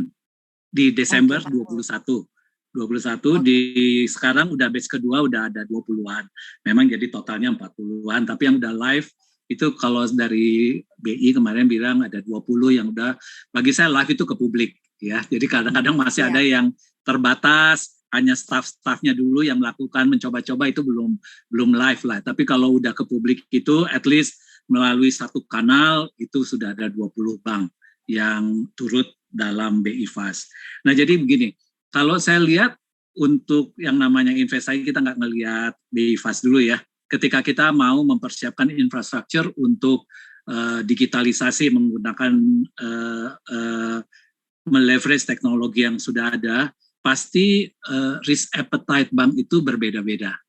Ya, sebenarnya teknologinya semuanya sudah tersedia. Mau di dalam negeri, di luar negeri, itu semuanya udah ada. Tinggal bagaimana memanfaatkan platform yang sudah ada. Saya setuju dengan Pak Fitria tadi ya, kadang-kadang ada yang cuma mau ikut-ikutan, yang penting saya udah ikutan gitu ya. Tapi ada yang bank yang mencoba memanfaatkan seperti ini. Kalau saya tidak bisa berkompetisi untuk bisnis, at least saya bisa melakukan efisiensi. Karena kalau saya sudah melakukan efisiensi misalnya dengan shifting ke channel yang lebih murah, ya seperti misalnya mobile banking, internet, pasti efisiensi akan tercapai. Ya, kalau kita lihat banyak bank-bank yang sekarang sudah menurunkan jumlah cabang dan juga jumlah ATM-nya. Ya, itu fenomena karena kita shift transaksi itu ke low cost channel.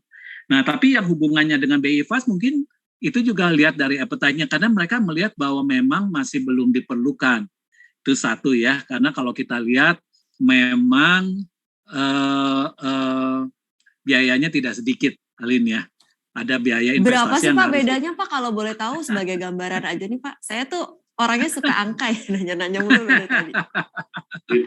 Iya, tergantung dari banknya ya. Masing-masing bank tuh berbeda-beda ya, tapi bisa, kalau saya bilang yang mahal tuh bisa sampai 30M lah. Saya nggak lihat yang bawahnya ya, tapi bisa masing-masing berbeda-beda. Itu baru biaya hardware, software, JKD ya, jaringan komunikasi data ya, dan padahal kita juga bukan hanya di sistemnya, tapi channel kita kan harus kita modifikasi, harus kita enhance, apakah itu mobile banking, internet banking, bagaimana transaksinya BI Fast di ATM, di teller, itu semuanya perlu investasi ya. Dan selain itu juga ada biaya operasional. Karena kan berarti kalau misalnya seperti ini ada fraud detection system, oke lah kita pakai robot misalnya. Tapi tetap untuk mengambil action itu adalah decision, gitu ya. Kadang-kadang manusia yang harus mengambil keputusan. Jadi bagi beberapa bank, tapi di sisi yang lain saya juga setuju ada beberapa bilang mungkin customer saya belum siap.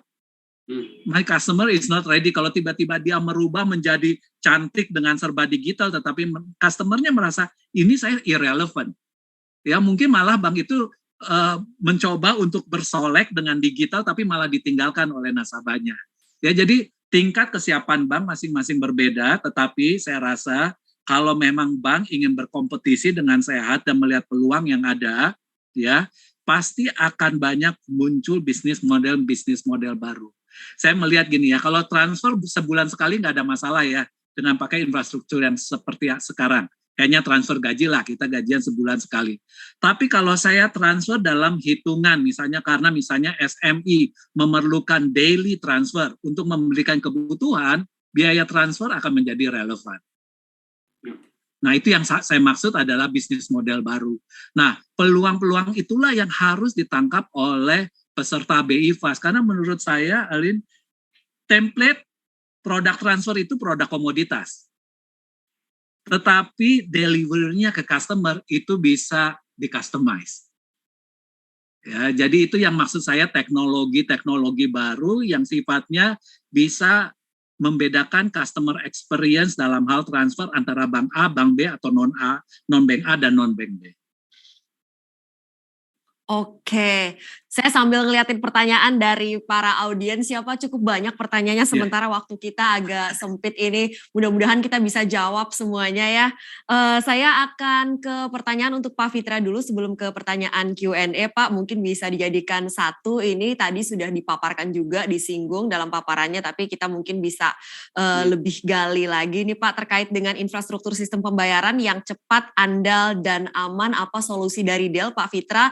Dan kemudian tantangan penerapan sistem pembayaran baru ini terutama dari sisi infrastruktur IT. Tadi sudah disinggung soal penyimpanan datanya ya Pak ya. Mungkin ada aspek lain nih Pak yang jadi tantangan. Silakan Pak Fitra.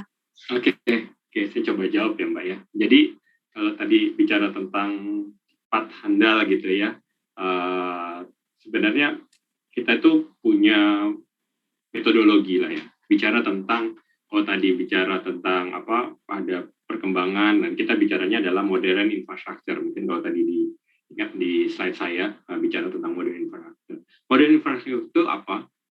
Kita punya beberapa pilar. Satu, bicara tentang all flash. Kalau kita bilangnya all flash ya. Ini relate sama performance. Bagaimana infrastruktur yang baru ini harus punya performance yang dibutuhkan gitu. Tadi yang cepat gitu kan, cepat handal gitu kan ya. Harus punya itu. Yang kedua, kalau tadi Pak Jamin bilang ada beberapa customer yang belum butuh mungkin saat itu ya. Tapi pada saat butuh kita bisa cepat. Nah, kita salah satu pilar lain selain all flash adalah kita bicara tentang scale out. Jadi gimana infrastruktur itu harus bisa mulai dari kecil, tapi bisa berkembang dengan cepat, gitu. Nah makanya tadi saya udah bilang sempat cerita nih, kalau mungkin 10 tahun yang lalu kita bicara tentang data center, infrastruktur gede-gede semua gitu ya, datang ke data center gitu. Kalau sekarang kalau bisa, ya udah satu server cukup gitu ya Pak ya, buat mulai dari transaksinya masih yang sebulan sekali itu tadi kata Pak Jamin. Gitu. Tapi begitu tiap hari dia lihat trennya tinggi, saya bisa tambahkan dengan cepat lagi, nggak butuh waktu lama gitu. Nah terus ada lagi kita tadi udah bicara tentang cloud ya kan, relate sama cloud. Cloud ini bukan tempatnya, tapi lebih ke arah bagaimana kita bisa, salah satunya adalah definisi cloud adalah bisa sharing tadi.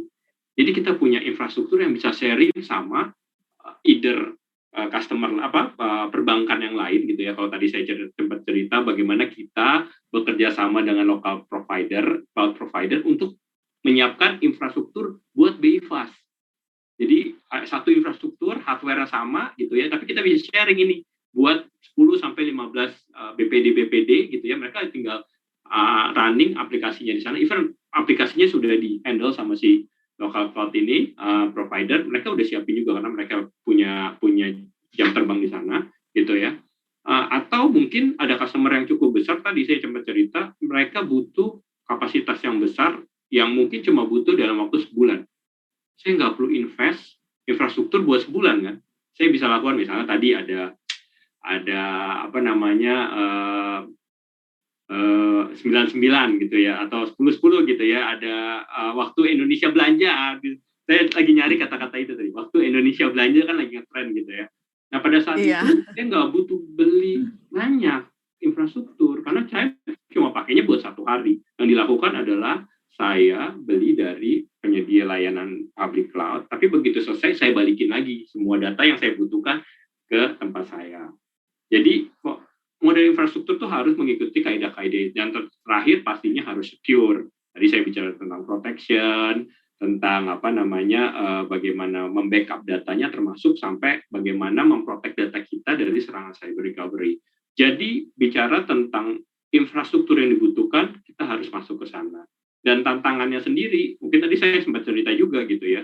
Saya selalu melihat bahwa tantangan itu tadi bicara tentang apa kebutuhan yang besar gitu kan, melihat itu sebenarnya saya melihatnya adalah balik ke 3 fundamental, people, process, dan tools untuk menghadapi setiap perubahan, oke, terutama di IT yang cepat banget gitu ya perubahan. Makanya tadi salah satunya adalah kalau datanya besar tadi kan, teknologinya apa, kita siapkan kapasitas yang besar yang kita bisa lihat. Tapi prosesnya, kalau dulu prosesnya adalah orang liatin satu-satu datanya gitu ya. Kalau sekarang nggak bisa gitu lagi, datanya udah ribuan, ratusan, jutaan gitu ya. Mesti kita bangun satu proses untuk mengolah data tersebut, biar kita punya insight-nya langsung. Dengan adanya sekarang machine learning, artificial intelligence, itu semua bisa dibungkus di sana, mereka punya metodenya, kita bisa langsung dapat gitu, insight dari sana. Terus yang ketiga, people-nya. Kita udah punya tools, udah punya apa namanya teknologi gitu ya, udah punya prosesnya udah diperbaiki. Orangnya nggak ngerti, saya mau nyari data apa, selesai. Jadi harus tiga itu. Jadi orangnya juga harus ngerti, bisnis, mengerti tentang bisnisnya gitu ya, mengerti tentang sekitarannya gitu ya, kompetisinya. Nah dari situ mereka bisa bilang, oke, saya butuh kompetitor kita lagi bikin ini nih, atau kompetitor kita lagi bikin sesuatu yang seperti ini, kita bisa lakukan apa. Nah itu kan secara bisnis kan, business knowledge mulai bergeser sekarang. IT yang dulu supporting, sekarang IT yang nge-develop bisnisnya. Dan mereka bisa lakukan itu dengan proses dan teknologi yang sesuai juga. Mungkin kira-kira seperti itu Mbak, untuk melihat tantangannya. Oke, makasih Mas Witra. Kita langsung ke pertanyaan dari audiens ya. Ada dari Aziz, langsung saja saya bacakan semua pertanyaannya. Implementasi BI Fast tahap pertama sudah berjalan 1 bulan ya, Desember 2021 kemarin dimulai. Bagaimana perkembangannya? Apakah ada kendala bagi peserta yang menjalankannya? Bagaimana kesiapan non-perbankan untuk ikut implementasi BI Fast, terutama fintech? Apa sebenarnya kendala bagi fintech untuk mengimplementasikan BI Fast, mengingat peserta di tahap pertama BI Fast ini semuanya dari perbankan, begitu juga di rencana tahap kedua hanya 1 non-bank. Ini mungkin Pak Jamin dan bisa ditambahkan dari Pak Huda ya untuk jawabannya. Silakan Pak Jamin. Oke. Mungkin kalau kita lihat memang dari peserta SKN itu kebanyakan adalah bank ya, dari 128 itu, dan memang yang dibutuhkan di awal ini adalah bank-bank untuk meluncurkan BI Fast. Kalau saya ditanyakan ada hambatan, semua di awal-awal pasti ada kecil lah hambatannya ya, karena bagaimanapun kan ada beberapa error message yang mungkin ditemukan ya waktu ketika melakukan testing.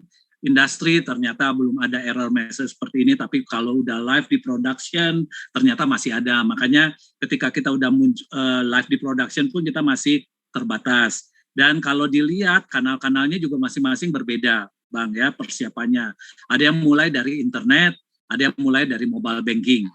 Gitu ya. Dan bagi saya BI Fast itu mungkin banyak yang menggunakan lewat mobile banking karena ini adalah retail transaction transfer ya, bukan untuk korporasi. Tapi kalau dibilang sejak diluncurkan tidak terlalu banyak hambatan ya, dan sampai sekarang sudah 20 yang live dari 21, berarti itu sudah cukup lancar lah. Dan the next batch itu kira-kira ada 23. Jadi boleh dikatakan tidak ada masalah. Nah kalau ternyata memang ada beberapa non-bank yang sudah mulai mau tanya-tanya dulu ya persiapan untuk ikut di batch-batch selanjutnya. Saya rasa lebih ke persiapan ya, karena semuanya dalam konteks ini biaya investasinya juga nggak murah gitu ya. Jadi memang harus dilihat potensi bisnisnya ke depan, itu saya rasa masih berhitung. Oke, karena ini Pak Fitra ada agenda lagi, saya langsung ke pertanyaan Pak Fitra dulu, nanti saya ke Pak Huda lagi ya, dan juga setelah ini kita akan melakukan sesi foto bersama ya. Pak Fitra, pertanyaan dari Jody Aritonang, sudah sejauh mana untuk menyiapkan big data dengan segala tools-nya dan perlunya sinkronisasi dari data lama ke data baru dengan teknologi digital terupdate, agar secara bertahap transfer teknologi digitalnya tuh bisa maksimal Pak, serta anti cybernya sehingga tidak ada serangan ke backup data dalam big data tersebut. Silakan Pak Fitra. Saya coba jawab ya. Ini panjang banget nih pertanyaannya nih tadi.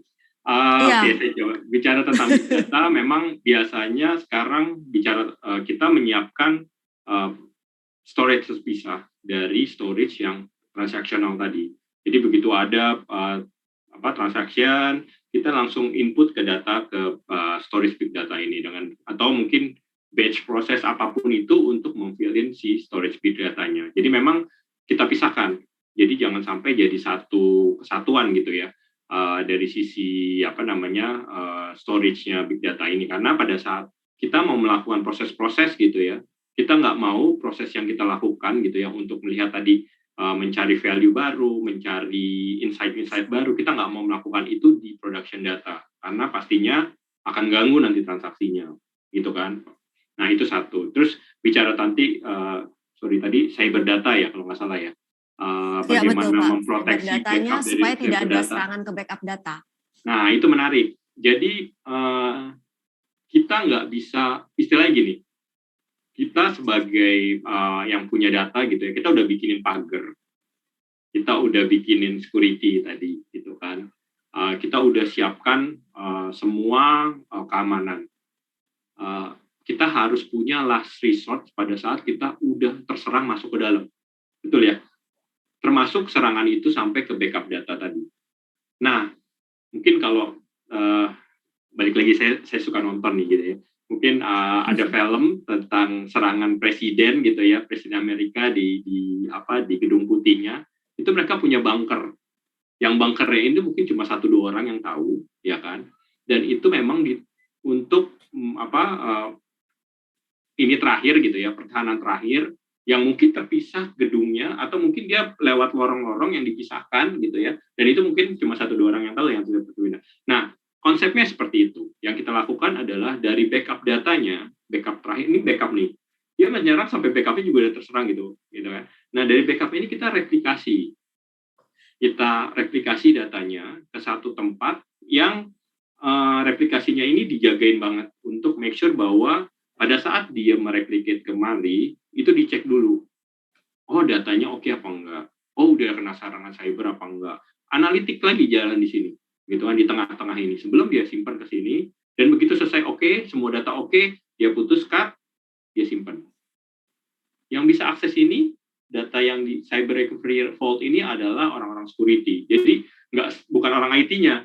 Karena bisa jadi yang nge-hack itu adalah orang IT-nya. Itu salah satu metodologi yang kita lakukan untuk memastikan bahwa data yang kita simpan gitu ya tidak terserang dari cyber recovery, termasuk serangan cyber yang sampai menyerang ke backup. Jadi kita taruh satu bunker yang benar-benar pertahanan terakhir. Kira-kira seperti itu, Mbak. Mudah-mudahan analoginya bisa terbayangkan. Iya, senang saya Pak dengar jawabannya ya, karena dimudahkan dengan perumpamaan tadi untuk buat saya juga bisa paham gitu. Pak Fitra, boleh closing statement Pak sebelum kita foto bersama? Closing statement 1 minute to wrap up our discussion today on your part ya Pak, silakan. Oke, terima kasih. Mungkin closing statement dari saya adalah bagaimana Dell Technology itu mengcover end-to-end solution ya. Kalau tadi balik lagi nggak ada yang one fits for all. Kita dari sisi Dell punya spesifik solusi masing-masing untuk kebutuhan masing-masing gitu ya. Dan ini adalah satu journey dan kita berpartnering sama customer kami gitu ya untuk melewati journey ini bareng-bareng gitu ya. Dan journey ini bukan hanya buat customer macam-macam gitu ya. Ada yang mulai mau start small kita bisa sampai customer yang memang sudah besar gitu ya. dan kita semua teknologi kita bisa mengcover itu semua. Mungkin dari saya itu aja Mbak. Terima kasih buat Oke, waktunya. boleh kita tampilkan seluruh panelis. Kita akan lakukan sesi foto bersama, tersenyum dengan paripurna ya. Pak Huda, Pak Fitra, Pak Jamin, saya akan hitung mundur. 3, 2, 1. Cekrek, sekali lagi. 3, 2, 1. Cekrek. Oke, terima kasih banyak Pak Fitra. Katanya ada agenda lain, tapi untuk Ya, Pak saya Jamin, mohon izin duluan. saya tahan sedikit aja, sedikit lagi aja. Silakan Pak Fitra untuk melanjutkan agenda lain. Terima kasih saya ucapkan untuk Pak Fitra Suryanto, Head of Pre-Sales Dell Technologies Indonesia. Kembali, thank you Pak Jamin, thank you Pak Huda. Iya, Thank you. terima kasih Pak Terima kasih Fitra. Pak Fitra. Assalamualaikum. Terima Ya, kasih. selalu. Saya ke Mas Huda tadi untuk pertanyaan dari audiens yang tadi saya tanyakan ke Pak Jamin, belum saya dengarkan point of view dari Mas Huda ya. Implementasi BFAST tadi Pak, yang tahap pertama ini kan sudah berjalan 1 bulan, bagaimana perkembangannya, kemudian dari pandangan Anda seperti apa kendalanya, dan juga terkait dengan kesiapan non perbankan nih untuk ikut BI Fast, karena tadi kalau perbankan aja disebutin Pak Jamin itu belum semuanya itu buru-buru mau adopsi ya Pak, ada banyak pertimbangannya, apalagi mungkin fintech nih. Seperti apa nih pandangan dari Pak Huda? Ya, Mbak. Mungkin ini pertanyaannya udah tadi dari sama Pak Jamin ya sebenarnya, karena kan Pak Iya. Jamin mewakili dari pelakunya gitu kan.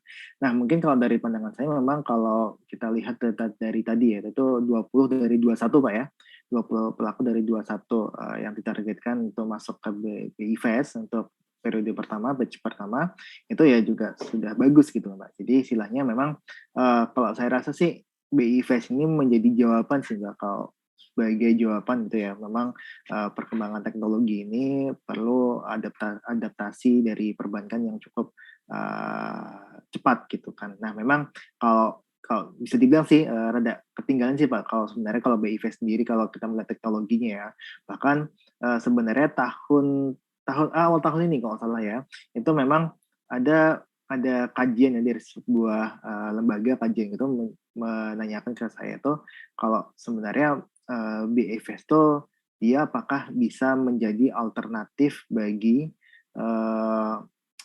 dia kan layanannya kan lain murah juga 2,5 ya kalau salah transfer banknya. Nah ini menjadi Betul, jawaban lebih murah ya. dari adanya efisiensi tadi Pak. Nah karena kalau kita lihat sebenarnya ada penyedia layanan digital gitu kan, Flip ya. Kalau Mbak mungkin tahu sama Pak Jasmine juga mungkin tahu kita Flip gitu kan, itu menyediakan layanan transfer bank yang cukup murah gitu kan, bahkan itu Rp0 gitu. Nah itu menandakan bahwa teknologi itu bisa membuat sebuah transaksi ekonomi dan keuangan ya itu menjadi lebih efisien gitu. Nah mungkin saya juga ini juga Pak tertarik sama datanya dari ASPI gitu ya, yang menyebutkan bahwa Indonesia bisa lebih hemat gitu kan apabila memang transfer antar bank ini menjadi lebih murah gitu kan, dari 6,5 menjadi 2,5 gitu kan. Nah ini yang saya sih lumayan cukup bagus juga, dan 2,5 kan juga tarif yang dipatok sama fintech payment ya Pak ya,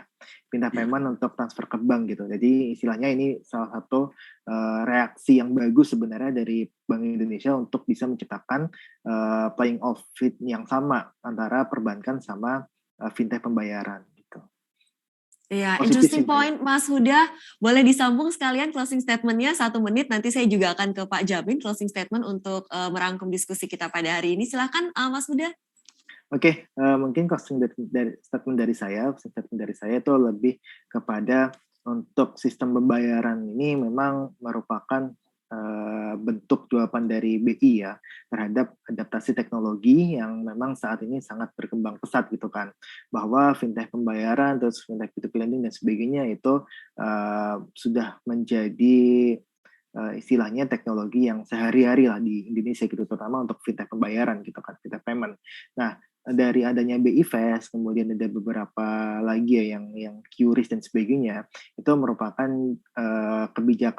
jawaban kebijakan yang menurut saya tepat yang dilakukan oleh Bank Indonesia untuk bisa beradaptasi atau mengadaptasikan teknologi ke dalam kebijakan ataupun sistem moneter Indonesia gitu. Jadi nanti sebenarnya yang saya tunggu juga adalah kebijakan Bank Indonesia mengenai rupiah digital. Itu mungkin kita nggak dibahas di sini, tapi itu juga saya tunggu karena itu juga merupakan salah satu sistem pembayaran yang tengah ramai juga diperbincangkan, dan ini kemungkinan akan menjadi salah satu alternatif pembayaran ke depan yang lumayan masif, Mbak. Gitu. Mungkin itu aja sih, Mbak, Iya. dari saya. Terima kasih Mas Huda, saya ke Pak Jamin, closing statement-nya Pak. Ya, mungkin buat saya adalah BI Fast tentunya akan terus memperkaya infrastruktur sistem pembayaran di Indonesia ya, dan melengkapi apa yang sudah ada. Dan saya rasa semua peserta di sini ya bisa merasakan manfaat BI Fast sebagai retail customer ataupun sebagai pebisnis, sehingga merupakan tugas kita semua di sini ya, peserta webinar, bagaimana untuk meningkatkan sistem pembayaran yang digital ya, dan juga bisa mendorong menciptakan cashless society di Indonesia. Mudah-mudahan itu yang saya harapkan dari closing statement saya. Iya, sistem pembayaran yang efisien, real time, seperti itu ya Pak. Aman juga, ini tentunya akan membawa kebaikan untuk kita semua, tidak hanya untuk industri keuangan dan pembayaran, tapi juga untuk ekonomi Indonesia dan tentunya juga untuk masyarakat semuanya. Terima kasih untuk waktunya Pak Jamin Edison Nainggolan dan juga Mas Nailul Huda sudah berdiskusi bersama kami semua pada hari ini dalam sebuah acara yang dipersembahkan oleh Dell Technologies dan Kata Data. Kami ucapkan terima kasih juga untuk sahabat Kata Data semuanya yang sudah mengikuti webinar atau diskusi ini mulai dari awal sampai pada akhirnya nih, penghujung ini ya, semoga membawa manfaat buat kita semua. Sampai jumpa di acara Kata Data selanjutnya. Saya Alim Wiratmaja undur diri. Salam sehat dan produktif untuk kita semua. Sampai jumpa. Terima kasih.